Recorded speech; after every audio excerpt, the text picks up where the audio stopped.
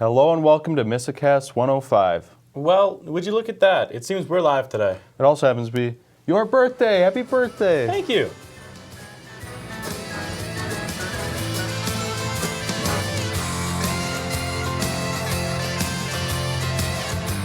What do you think of when you think of the holiday, Shane? You know, that's a really good question. The first thing that comes to my mind is, okay. I think of Christmas lights.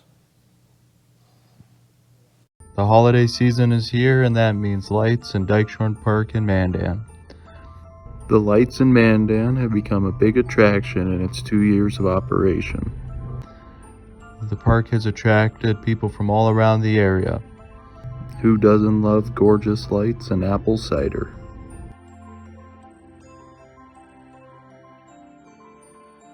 We spoke to Matt Shenandoah, operator of the light attraction.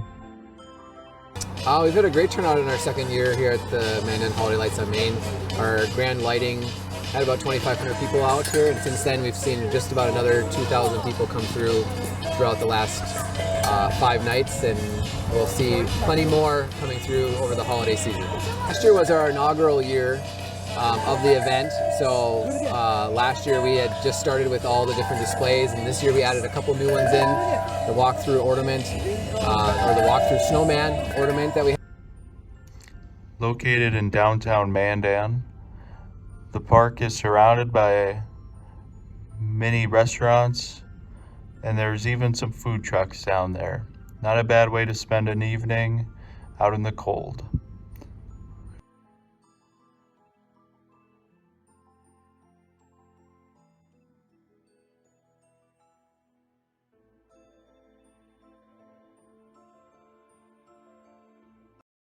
I stand absolutely corrected. Christmas lights are cool. Yes, they are cool like this weather we're having. Yes, and with the cold weather setting in, it's highly recommended you take care of yourself. Rochelle Presser, a licensed reflexologist, can help you do just that.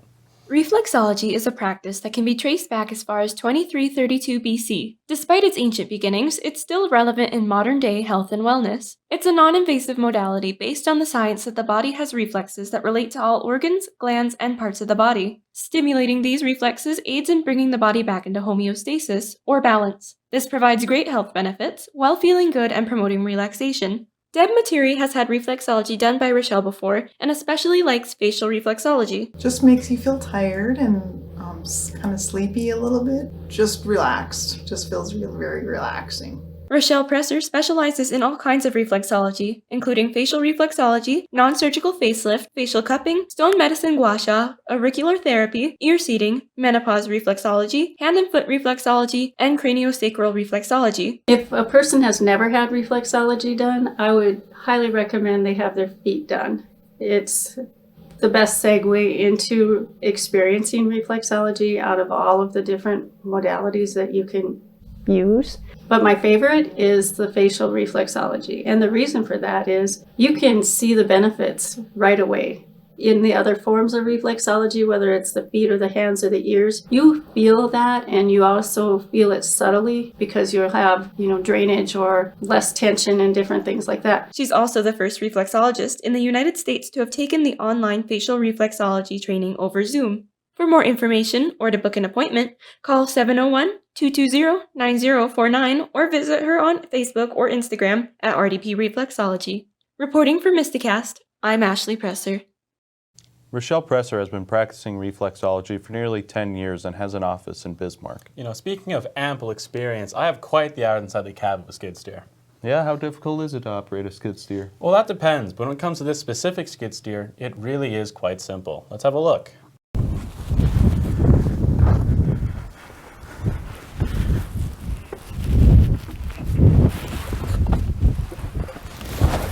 This here is the Bobcat skid steer. Let's learn how to drive it.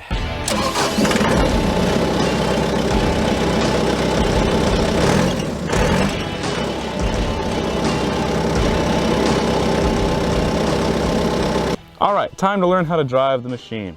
Now, a couple of things to go over before we do any driving is more your basic controls. So, that being stated, we have our control sticks on the other side. This is how you would move. It's ball sticks forward to go forward, and other than that, it's like your basic bumper car controls. And to further explain that, is, if you, let's say you put your left stick forward and your right stick back, you'll be turning left, kind of like in a circle, right? Then we have our throttle. You know, it's gonna make it sound louder, you'll go faster. We love the throttle, we love the throttle. And then you got your pedals on the ground, your bucket control. Where my left foot is, or over here, that's your bucket's height. And over here is your bucket's tilt. And heel high, toe low is how you work either of these. And then a couple of neat little things to go over. Your keys up here to start it. It's kind of an important tool to know. And then we have this over here. So to be able to move it, you have to click that green button there. It'll move just fine. And another important thing to know is it won't move unless you have this seat bar over. So let's put that down. And now I'm ready to go. And that's the gist on how to drive it. Something useful about this specific skid steer is the ability to remove and attach buckets rather easily. Now, it's not that complicated. All you gotta do, there's these two handles here. Go up, come on over to the other side. You pull it up. Sometimes like to be a little stiff, but you get the idea. And then you bring it on over to another bucket here. Line it up and push the handles down. Not that bad at all. There's a large variety, we have at least. Got our grapple bucket, another bucket, pallet forks. We use these all the time. Drill for posts, and a bucket for hay bales. Kind of a nice little selection. And our skid steer really is the do-it-all guy. And that's how you drive the Bobcat skid steer. And I hope that you've all found this video at least a tiny bit educational for the fact that, well, this was knowledge that I just knew since I was, younger.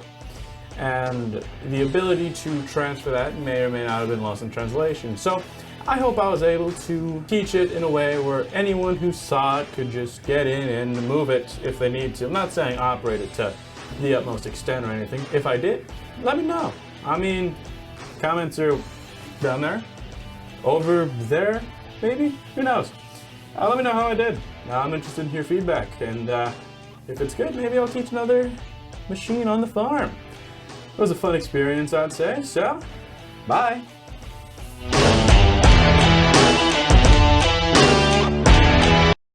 That does look simple. Right? Do you work as hard in the classroom as you do on the farm? Absolutely not. But I am aware that some students have to do their homework as well as work for the school. Watch as MassComm students talk about their experiences as students and as employees. From producing news segments to managing social media accounts, these student employees play a vital role in keeping the campus community informed and engaged. In the age of digital communication, social media is a powerful tool. Basically, I do websites, I do a little bit of social media here and there. I basically do a lot of the design work for the branding. University's newsroom is their playground. Deadlines, editing, and collaboration, it's all part of their routine. A lot of video editing, script writing, coming here into this studio that we're currently sitting in, and making sure that things go well for productions, making sure that the entire MystiCast crew, who does a very good job, stays where they need to be on task, making sure that everything goes smoothly so that each production can be as easy to edit as possible, and doing any edits and then posting that out on social media and writing scripts, rinse and repeat. They're the storytellers, the visual artists, and the communicators of today and tomorrow. Juggling studies and work sure is difficult. They do a good job. You know who else is working hard? Certainly isn't me. That's correct. It's Matt Rife. Have you heard of him? Oh, isn't he that comedian that's getting canceled for something? Sabina will tell you more about it.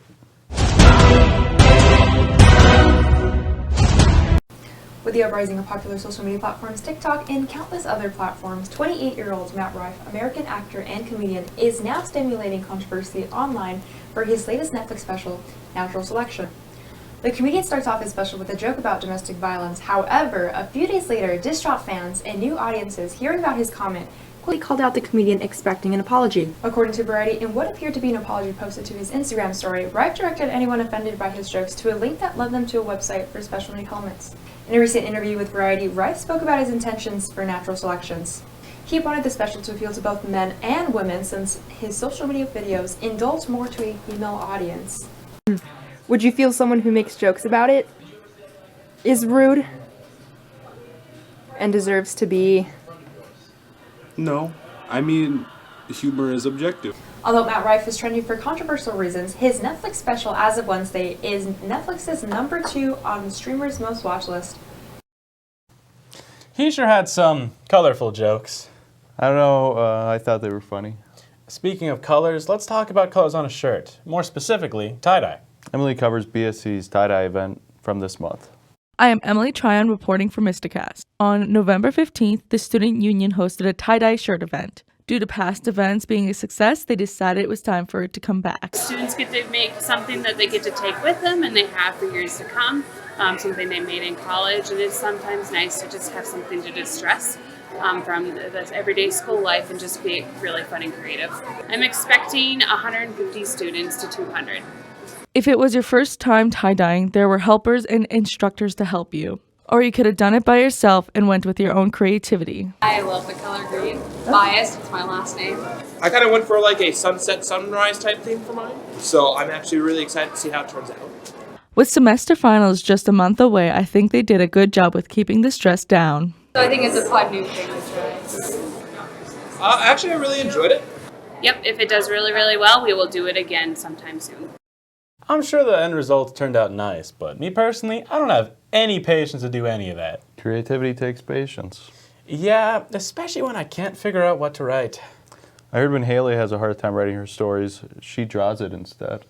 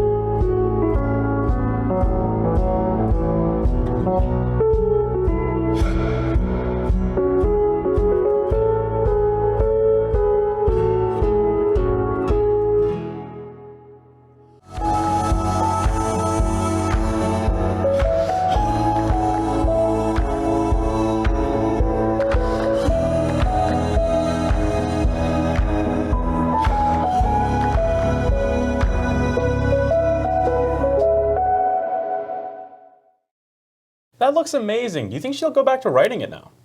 I think she did. I think she's done. Well, speaking of being done, this is the last episode of MystiCast for the semester. Thanks for tuning in, and have a great Christmas break.